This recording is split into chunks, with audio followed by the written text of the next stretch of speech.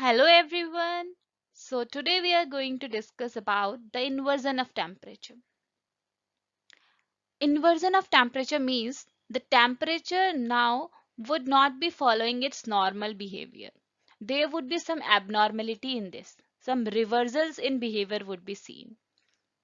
As we have discussed in our previous videos that in troposphere temperature decreases with increase in height. Temperature show a decrease of 6.5 degrees Celsius per kilometer in the troposphere. But if we are saying that there would be some reversal in behavior, then this decrease would not be shown. Some abnormality would be observed. So we would be discussing about these abnormalities in the behavior of temperature. So if it is a inversion, then we can see here in the figure that normal conditions temperature would be showing this behavior, this decrease. But in case we are saying that we are observing this increase, then why this increase is there? This is due to some abnormality in the behavior. We are saying that now the temperature is increasing with increase in height. Yeah. So there are various types of inversion in the behavior which are shown. So first we are going to discuss is frontal inversion. What happens in frontal inversion is there is a cold air mass and a warm air mass. So what happens is the cold air mass would be coming down and the warm air is rising above this.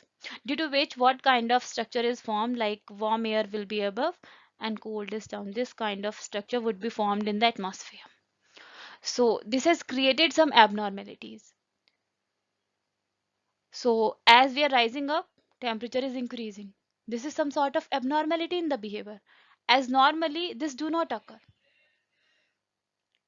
So it is showing some reversal from the normal behavior because the cold air mass has come down and the warm has risen up, due to which the warm air is now above the cold air. These kind of phenomena results in uh, various things like cloud formation, fronts or cyclones and other activities in the atmosphere. Now the valley inversion. In normal conditions, what happens is temperature decreases with height in the troposphere. But यहाँ पर कुछ different condition हम observe करेंगे कि जो upper layer है उसका temperature ज़्यादा है compare to the lower layers. So looking in the figure that the cold air is moving into the valley at the night time. But what happens is ये फिर radiate करेगी heat को. Valleys जो होंगी heat को radiate करने की वजह से ऊपर वाला जो रीजन है उसका टेम्परेचर ज़्यादा हो जाएगा कंपेयर टू द वैली का टेम्परेचर. तो दिस abnormality is shown. ये ऊपर आ जाएगी और द कोल्ड वन इज नीचे. तो इसकी वजह से we would observe the inversion. And the next is ground inversion. So ground inversion में हम क्या ऑब्जर्व करते हैं कि नॉर्मल कंडीशन में होता है कि यहाँ पर अगर वार्म एयर होती है तो वो बैलेंस क्रिएट कर लेती है by the process of conduction और कन्वेक्शन. जो एयर है वो ऊपर मूव करती चली जाती है एंड फाइनली एक ऐसी कंडीशन आ जाती है जहाँ पर सारी एयर इज ऑफ सेम.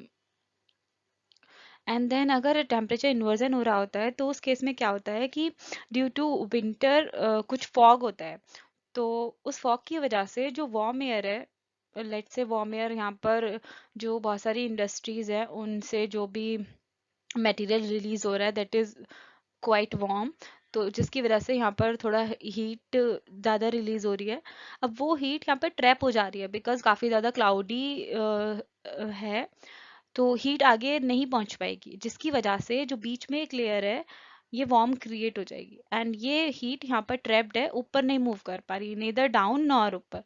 तो नॉर्मली क्या बिहेवियर होता है कि टेम्परेचर को रिड्यूस होते रहना चाहिए था अब जब वो ऊपर जाते रहेंगे हम ट्रोपोस्फेयर में. लेकिन यहाँ पर क्या ऑब्जर्व हुआ कि टेम्परेचर पहले तो रिड्यूस हो रहा था बट अचानक से टेम्परेचर इंक्रीज होने लग गया एंड देन फर्दर रिड्यूस हो रहा है. तो अभी ये वाला फिगर है बट पहले हम नॉर्मली ये वाला डिक्रीज देख रहे होते हैं. तो इस पैटर्न चेंज को हम टेम्परेचर इन्वर्जन यहाँ पर बोल रहे हैं. और ये टेम्परेचर इन्वर्जन जो हो रहा है अभी कहाँ पर हो रहा है, ट्रोपोस्फियर में. The next one is subsidence inversion. Subsidence inversion में क्या होता है कि जो ऊपर से एयर आ रही होती है वो बहुत ज़्यादा कंप्रेस हो जाती है, जिसकी वजह से उसका टेम्परेचर राइज कर जाता है। अब ये जो टेम्परेचर राइज करता है, ये इस राइज को नीचे तक कंडक्शन की प्रोसेस से नहीं, नीचे की कोल्ड एयर को नहीं हीट कर पाता है। दैट्स वाई एक रीजन ऐसा हो जाता है मिड में जो हॉट है, जिसके ऊपर कोल्ड एयर है, ये क्योंकि कंप्रेस हो गई है इसलिए हीट कंपैरेटिवली हॉटर है। तो अब नॉर्मल जो पैटर्न हमारा था कि टेम्परेचर जो होगा with increase in altitude temperature को डिक्रीज करना है, वो पैटर्न अब डिस्टर्ब हो गया। अब क्या हो रहा है, टेम्परेचर डिक्रीज हो रहा था, अचानक इंक्रीज कर गया, फिर फर्दर डिक्रीज हो रहा है। अभी ये वाला पैटर्न वो फॉलो कर रहा है। अब ऐसे पैटर्न हम लोग स्ट्रेटोस्फेयर में भी ऑब्जर्व कर सकते हैं। स्ट्रेटोस्फेयर में बिकॉज ओजोन जब ज़्यादा ओजोन लेयर जब ज़्यादा हीट हो जाती है तो वो जो ट्रोपोस्फेयर की नीचे वाली लेयर को थोड़ा हीट कर देती है। अब जिसकी वजह से ट्रोपोस्फेयर की नीचे वाली लेयर के हीट हो जाने की वजह से नॉर्मली पैटर्न होना चाहिए था कि डिक्रीज होता रहे टेम्परेचर, लेकिन क्या होता है कि टेम्परेचर डिक्रीज होता रहेगा लेकिन नियर टू जहाँ पर ओजोन लेयर है उसके थोड़ा सा पास में टेम्परेचर इंक्रीज होना स्टार्ट कर देगा, क्योंकि वहाँ पर उसने ओजोन लेयर ने उसको हीट कर दिया है। तो ऐसे पैटर्न हम ऑब्जर्व करते हैं कि टेम्परेचर का जो नॉर्मल ग्राफ होना चाहिए था उससे कुछ डेविएशंस आ जाते हैं। I hope you understand the temperature inversion well. Thank you for watching.